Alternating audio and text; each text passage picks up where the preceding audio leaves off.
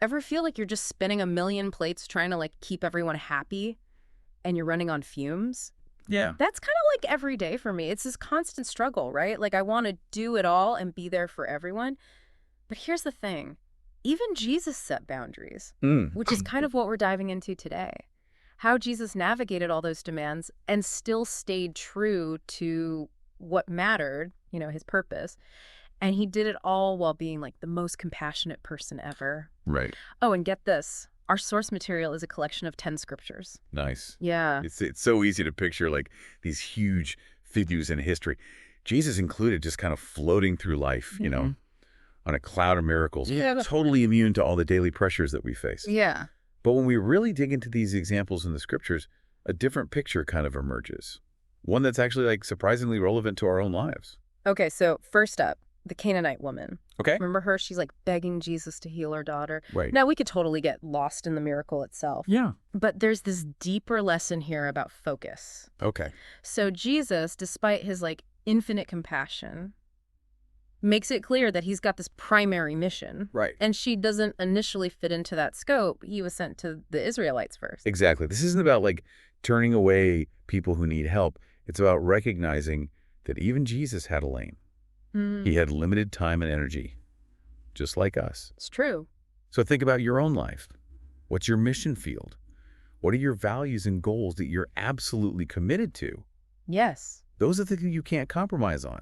Those are your non-negotiables. It is such a relief to know that even Jesus had to prioritize. It Yeah. really makes you think about our always-on culture and how important it is to set those boundaries. Speaking of which, the scriptures are full of examples of Jesus taking a time out, Yeah. especially when things got hectic. Yeah. Like Mark 1.35 even mentions him leaving before sunrise to find some peace and quiet. Yeah. There's immense power in recognizing when you need to recharge. And Yeah. you don't need hours of meditation or something to find that space. Just even a few minutes to breathe deeply and center yourself. It can make a world of difference in how you show up for yourself and for other people. That's so true. Okay, so we've been talking about setting boundaries with our time and energy. Right. But what about those moments when we need to actually stand up for what's right, even if it's uncomfortable? Yeah. Think about the temple incident. Jesus didn't shy away from conflict when it came to protecting what mattered. Absolutely.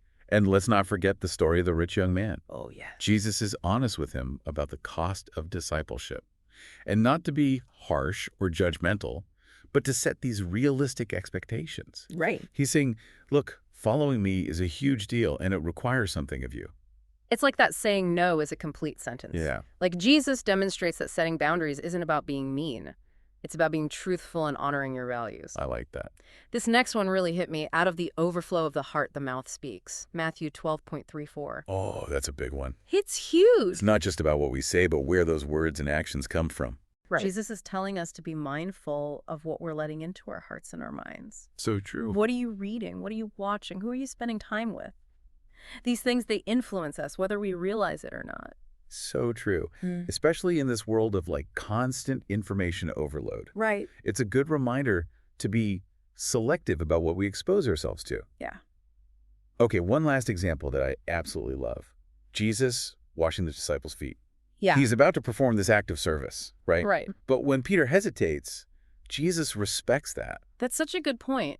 It reminds us that boundaries are about mutual respect, Yes. even in our relationships. Absolutely. It's not about control or saying, I'm better than you. It's about honoring each other's needs and limits. This whole deep dive has been incredible. We've seen how Jesus modeled healthy boundaries.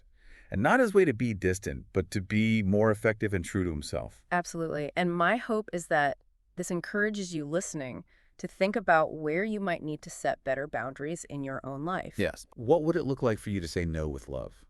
To protect your time and energy just as Jesus did? And here's a final thought to sit with. If even Jesus in his divine mission needed boundaries, what does that tell us about our own humanity and the importance of self-care?